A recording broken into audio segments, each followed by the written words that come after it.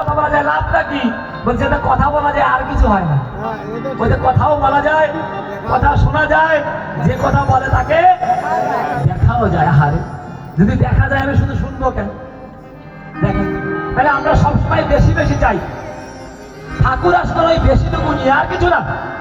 ধর্ম জগতে আমরা এতদিন সিঁড়ি বেয়ে উঠেছি, আমরা এতদিন দড়ি বেয়ে উঠেছি, আমরা এতদিন গাছ বেয়ে উঠেছি, আর ঠাকুর আসলেন আমাদের লিফট দিয়ে। মানে ওঠার সব থেকে সহজ রাস্তা। অনেক কঠিন কঠিন সাধনা, অনেক কঠিন কঠিন ব্যাপার ছিল আমাদের ধর্মে।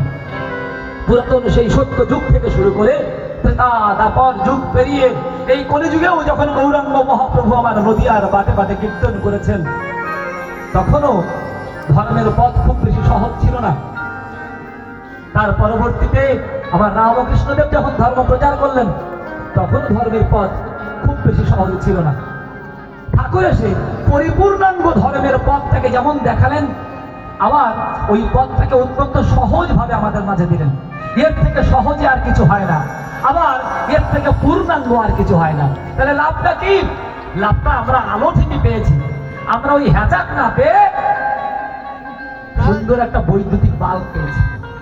আমরা এই পুরনো যুগের ফোন না পেয়ে নতুন যুগের একটা ফোন পেয়েছি।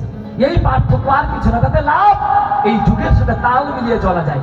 কেননা এই ফোন বের করলে লজ্জা লাগে মাঝে মাঝে, বলে কি চলে নাকি? চলে না। তার মানে বাস্তব কথাই হচ্ছে যে এখনকার যুগে যদি ধর্ম করতে হয়, কোন যুগ? যখন বিজ্ঞান, দর্শন, সাহিত্য সব উন্নতির দিকে যাচ্ছে। এই বিজ্ঞান, দর্শন, সাহিত্য উন্নতির দিকে যখন যাচ্ছে, এই সময়ে যুক্তি, বিজ্ঞান, আধুনিকতা সবকিছুর সাথে মিলিয়ে যদি ধর্ম করতে হয়, তবে গুরু হিসেবে শ্রী শ্রী ঠাকুর অনুকূল চন্দ্র ছাড়া আর কিছু চলে না। কেননা যিনি গুরু হবেন, তিনি গুরু হাত ধরে শিষ্যকে জীবনের পথে নিয়ে যেতে পারেন, অন্য কেউ গুরু হতে পারেন না। ঠাকুর বলছেন, বিপদ পথে হাত ধরে যে চলার কায়দা জানিয়ে দেয়, তাকেই জানিস গুরু বলে। অভয় পথে সেই তো নেয়।